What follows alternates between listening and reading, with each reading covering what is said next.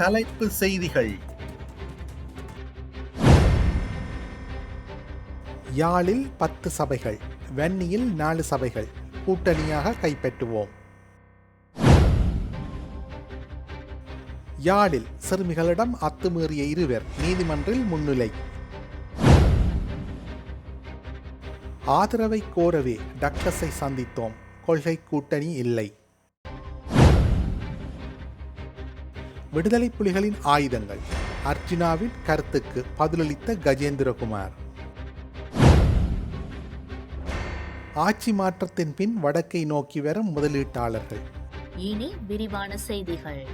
வடக்கில் கூட்டணியாக யாழ்ப்பாணத்தில் 10 சபைகளிலும் வன்னியில் 4 சபைகளிலும் ஆட்சி அமைக்க முடியும் என எதிர்பார்ப்பதாக தமிழ் தேசிய மக்கள் முன்னணி மற்றும் தமிழ் தேசிய பேரவையின் தலைவரும் பாராளுமன்ற உறுப்பினருமான கஜேந்திரகுமார் பொன்னம்பலம் தெரிவித்துள்ளார். தமிழ் தேசிய பேரவையுடனான புரிந்துணர்வு ஒப்பந்தத்தில் கைச்சாத்திட்ட ஜனநாயக தமிழ் தேசிய கூட்டணியை பிரதிநிதித்துவப்படுத்தும் தர்மலிங்கம் சித்தார்த்தன் மற்றும் ஸ்ரேஷ் பிரேமச்சந்திரன் ஆகியோர் உள்ளூராட்சி மன்றங்களில் கூட்டிணைந்து ஆட்சி அமைப்பது குறித்து ஈழ மக்கள் ஜனநாயக கட்சியின் தலைவர் டக்ளஸ் தேவானந்தாவை சந்தித்து பேச்சுவார்த்தை நடத்தவிருப்பதாக ஊடகங்களில் செய்திகள் வெளியாகியிருந்த நிலையில் அவர்கள் இதனை மறுத்திருந்தனர். இதனையடுத்து அது குறித்து தெளிவுபடுத்தும் நோக்கில் வெள்ளிக்கிழமை கொழும்பில் உள்ள கஜேந்திரகுமாரின் இல்லத்தில் கஜேந்திரகுமார் பொன்னம்பலம் மற்றும் செல்வம் அடைக்கலநாதன் ஆகியோரின் பங்கேற்புடன் விசேட ஊடகவியலாளர் சந்திப்பொன்று ஏற்பாடு செய்யப்பட்டிருந்தது. இதன்போது கூட்டணியாக இணைந்து வட கிழக்கு மாகாணங்களில் எத்தனை உள்ளூராட்சி மன்றங்களில் ஆட்சி அமைக்க முடியும் என எதிர்பார்க்கின்றீர்கள் என வினவிய போது கஜேந்திரகுமார் பொன்னம்பலம் மேற்கண்டவாறு தெரிவித்துள்ளார். அதன்படி யாழ்ப்பாணம் தேர்தல் மாவட்டத்தில் உள்ள 17 உள்ளூராட்சி மன்றங்களில் 10 சபைகளில் தம்மால் ஆட்சி அமைக்க முடியும் எனவும், வன்னி தேர்தல் மாவட்டத்தில் அநேகமாக 4 சபைகளில் ஆட்சி அமைக்க முடியும் எனவும் அவர் குறிப்பிட்டார்.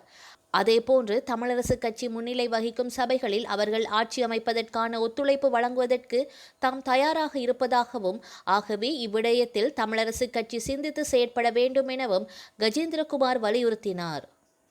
யாழ்ப்பாணம் தனங்களப்பு சந்தையில் சிறுமிகளை பாலியல் அத்துமீறல் செயற்பாட்டுக்கு உட்படுத்த முயற்சித்த 2 சந்தேக நபர்களை போலீசார் கைது செய்துள்ளனர்.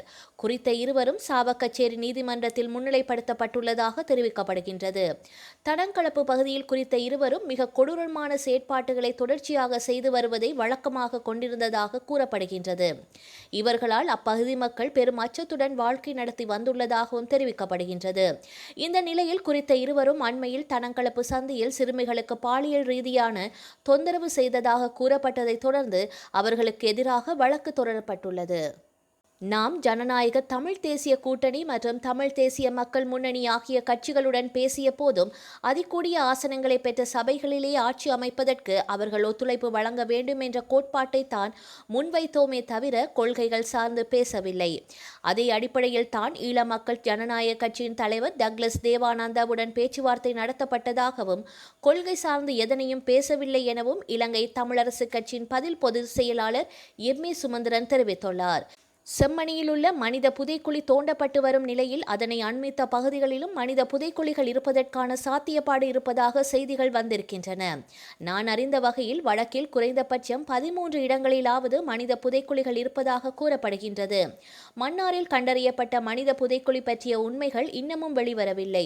இவ்வாறானதொரு பின்னணியில் இந்த மனித புதைக்குழி தோண்டப்படுவது இடைநிறுத்தப்படாமல் தொடர்ந்து முன்னெடுக்கப்பட்டு அவை பற்றி உண்மைகள் வெளிக்கொணரப்பட வேண்டும். அதன்படி தற்போது செம்மணி கண்டறியப்பட்ட மனித புதைக்குழி தோண்டப்பட்டு வரும் நிலையில் அதனை தொடர்ந்து முன்னெடுப்பதற்கான போதிய அளவு நிதி வசதியோ அல்லது ஏனைய வசதிகளோ இல்லை என கூறாமல் அதற்குரிய சகல வசதிகளையும் பெற்றுக் கொடுத்து முழுமையான ஒத்துழைப்பையும் தற்போதைய அரசாங்கம் வழங்க வேண்டும்.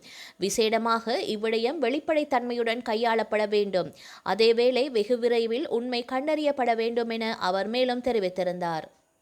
தமிழீழ விடுதலை புலிகளின் தலைவர் வேலுப்பிள்ளை பிரபாகரனுக்கு சொந்தமான ஒரு தொகை ஆயுதங்கள் ஜனாதிபதி அனுரகுமார திசாநாயக்கவினால் கொண்டுவரப்பட்டதாக நாடாளுமன்ற உறுப்பினர் அர்ச்சுனா ராமநாதன் தெரிவித்த கருத்து உண்மையாகவிருந்தால் அது பாரிய குற்றமாகும் என்று நாடாளுமன்ற உறுப்பினர் கஜேந்திரகுமார் பொன்னம்பலம் தெரிவித்துள்ளார். ஊடகவியலாளர் சந்திப்பொன்றில் கலந்து கொண்டு கருத்து தெரிவிக்கும் போதே அவர் இவ்வாறு தெரிவித்திருந்தார்.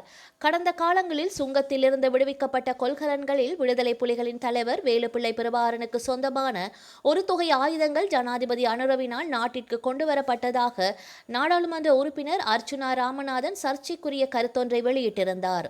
இந்த நிலையில் குறித்த குற்றச்சாட்டு சரியென்றால் கடந்த கால அரசாங்கத்தைப் போலவே தற்போதைய அரசாங்கமும் ஊழல் மோசடிகளில் ஈடுபடுகின்றது என்று தான் அர்த்தம் எனவும் அவர் தெரிவித்துள்ளார்.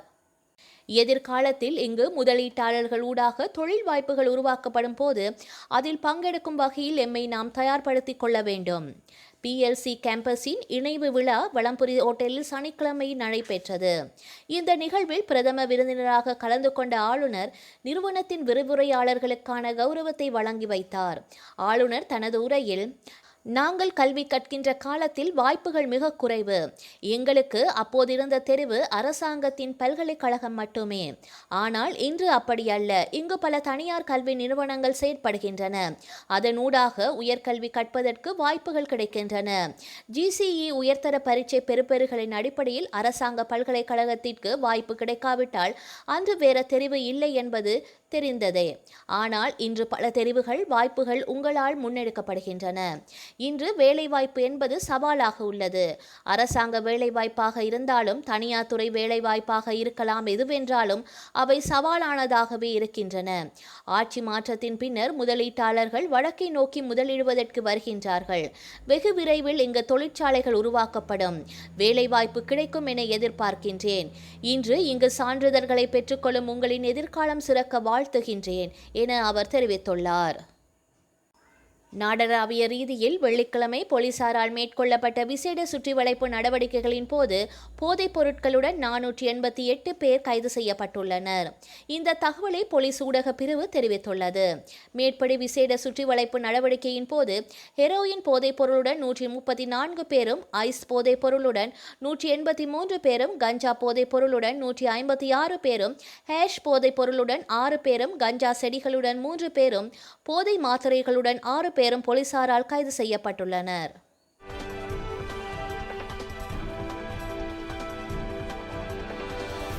உத்தரகாண்ட் மாநிலம் குத்காஷியில் நேற்று 5 பயணிகளுடன் கேதார்நாத் புறப்பட்ட தனியார் ஹெலிகாப்டரில் திடீரென தொழில்நுட்ப கோளாறு ஏற்பட்டுள்ளது.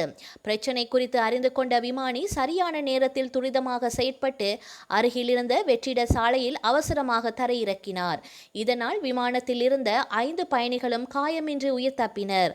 இருப்பினும் விமானிக்கு லேசான காயம் ஏற்பட்டுள்ளது. மீட்பு குழுவினர் விரைந்து விமானியை மருத்துவமனைக்கு அழைத்து சென்றனர்.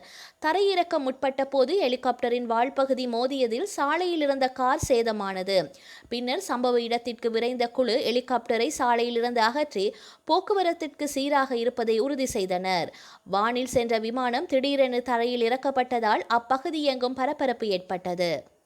பஹல்காம் பயங்கரவாத தாக்குதலை கடுமையாக கண்டித்ததுடன் எல்லை தாண்டிய பயங்கரவாதத்திற்கு எதிரான இந்தியாவின் போராட்டத்திற்கு பிரிட்டன் வெளியுறவு அமைச்சர் டேவிட் லாமி ஆதரவு தெரிவித்துள்ளார். பிரிட்டன் வெளியுறவு அமைச்சர் டேவிட் லாமி அரசுமுறை பயணமாக இந்தியா வந்துள்ளார். அவர் நேற்று பிரதமர் மோடியை சந்தித்து பேசியுள்ளார். இந்த சந்திப்பின் போது வர்த்தகம், ஆழமான நட்பு, உறவில் ஏற்பட்டுள்ள முன்னேற்றம் ஆகியவற்றை குறிப்பிட்டு பிரதமர் மோடி திருப்தி தெரிவித்திருந்தார். மேலும் பிரிட்டன் பிரதமர் ஸ்டார்மருக்கு மோடி வாழ்த்துக்களை தெரிவித்ததோடு அவரை விரைவில் இந்தியாவுக்கு வர வேண்டும் என மீண்டும் அழைப்பு விடுத்திருந்தார். இதனைத் தொடர்ந்து டேவிட் லாமி கூறியதாவது: வர்த்தகம் மற்றும் முதலீடு, பாதுகாப்பு மற்றும் பாதுகாப்பு தொழில்நுட்பம், புதுமை மற்றும் தூய்மையான எரிசக்தி உள்ளிட்ட முக்கிய துறைகளில் ஒத்துழைப்பை மேலும் மேம்படுத்துவதில் பிரிட்டன் தனது வலுவான ஆதரவை அளிக்கின்றது. மேலும் எல்லை தாண்டிய பயங்கரவாதத்திற்கு எதிரான இந்தியாவின் போராட்டத்திற்கு ஆதரவு அளிக்கின்றோம். தொழில்நுட்ப பாதுகாப்பு முன்முயற்சியின் கீழ் தொடர்ச்சியான ஒத்துழைப்பு மற்றும் நம்பகமான மற்றும் பாதுகாப்பான கண்டுபிடிப்பு சுற்றுச்சூழல் அமைப்புகளை வடிவமைப்பதற்கான அதன் திறன் திருப்திகரமாக உள்ளது என அவர் மேலும் தெரிவித்துள்ளார். வரலாற்றில் இன்று